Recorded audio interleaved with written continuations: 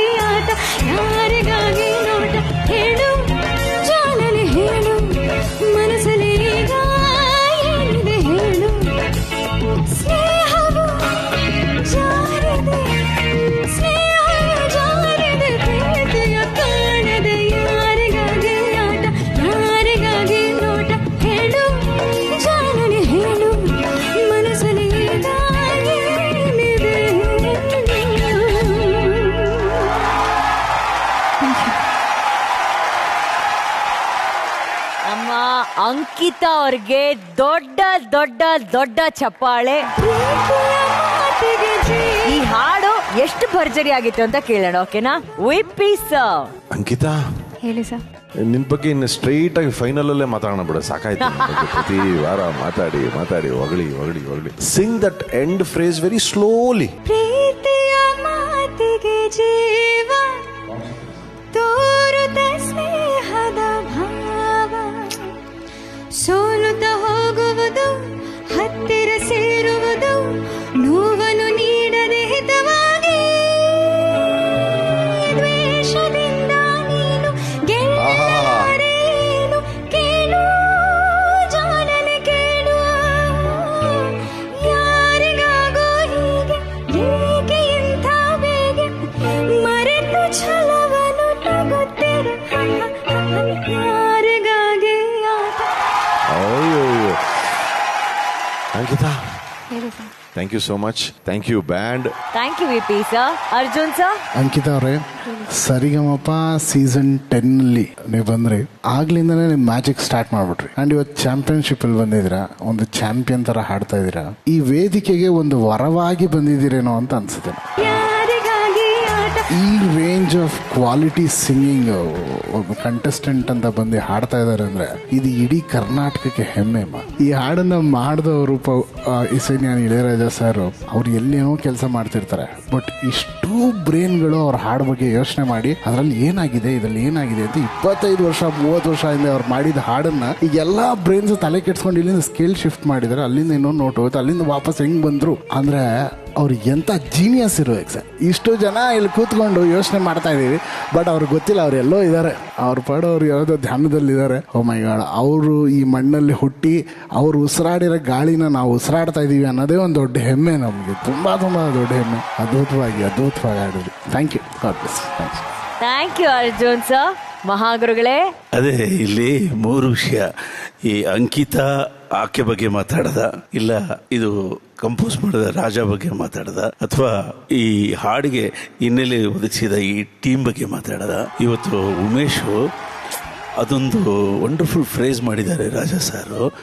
ಅದು ನುಡಿಸಿರೋದು live instrument ಅಲ್ಲಿ, ಈತ ನುಡಿಸ್ತಾ ಇರೋದು ಎಲೆಕ್ಟ್ರಾನಿಕ್ ಅಲ್ಲಿ. ಅದರ ಫೀಲ್ ಅನ್ನ ತರೋದಕ್ಕೆ ಆತ ಒಂದು ಡೆಡಿಕೇಶನ್ ಮಾಡಿದ. ಒಂದು ಸ್ಯಾಕ್ಸೋಫೋನಿನ ಮೌತ್ ಕನೆಕ್ಟೆಡ್ ಒಂದು ಸಾಫ್ಟ್ವೇರ್ ಇದೆ, ಬಾಯಲ್ಲಿ ಅದನ್ನ ಇಟ್ಕೊಂಡು ನುಡಿಸ್ತಾ ಅದಕ್ಕೆ ಬೇಕಾದ ಎಕ್ಸ್ಪ್ರೆಷನ್ ಬಾಯಿಂದನೇ ಕೊಡೋದು.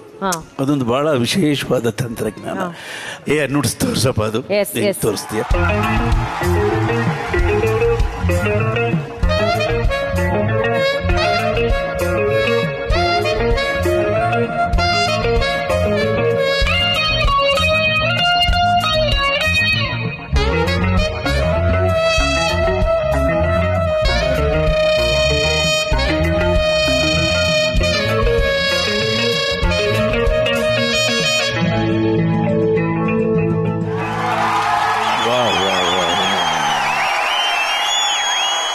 ಒರಿಜಿನಲ್ ರಾಜ ಅಂತ ಇನ್ನೊಬ್ಬ ಸ್ಯಾಕ್ಸ್ ಇದ್ದಾರೆ ಅವ್ರು ನುಡಿಸಿರೋದು ಇದು. ಆ ಫೀಲ್ ಅನ್ನ ಈ ಎಲೆಕ್ಟ್ರಾನಿಕ್ ಇನ್ಸ್ಟ್ರೂಮೆಂಟ್ ಜೊತೆಲಿ ಆ ಮೌತ್ ಆರ್ಗನ್ ಇಟ್ಕೊಂಡು ಎಷ್ಟು ಚೆನ್ನಾಗಿ ನುಡಿಸ್ತೆ ಕಣೆ, ಎಷ್ಟು ಚೆನ್ನಾಗಿ ಅಂದ್ರೆ ನಾನು ಏನ್ ಅನ್ಕೋತೀನಿ ಅಂದ್ರೆ ಇಳೆಯರಾಜ ಸಾರು ಭಾರತದ ಸಂಗೀತದ ಐಕಾನ್.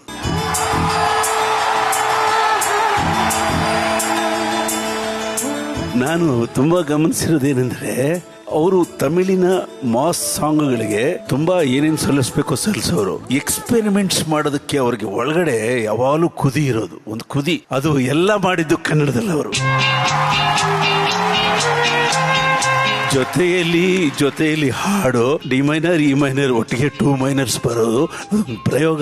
ಅದನ್ನು ಕನ್ನಡದಲ್ಲಿ ಮಾಡಿದ್ದಾರೆ. ನಗುವ ನರರ ಅದ್ರ ಎಕ್ಸ್ಪೆರಿಮೆಂಟ್ಸ್ ಇಲ್ಲಿ. ಈ ಎಕ್ಸ್ಪೆರಿಮೆಂಟ್ ಕನ್ನಡದಲ್ಲಿ ಇದು ಎಕ್ಸ್ಪೆರಿಮೆಂಟ್ ಮಾಡಿ ಮೆಲಡಿನ ಮೇಂಟೈನ್ ಮಾಡ್ತಾನೆ ಇದ್ದಾರೆ ಅದರಲ್ಲಿ ಅವರು. Is not an ordinary man, is greater than great. Raja sir, we are loving you, we are loving you, we are loving you.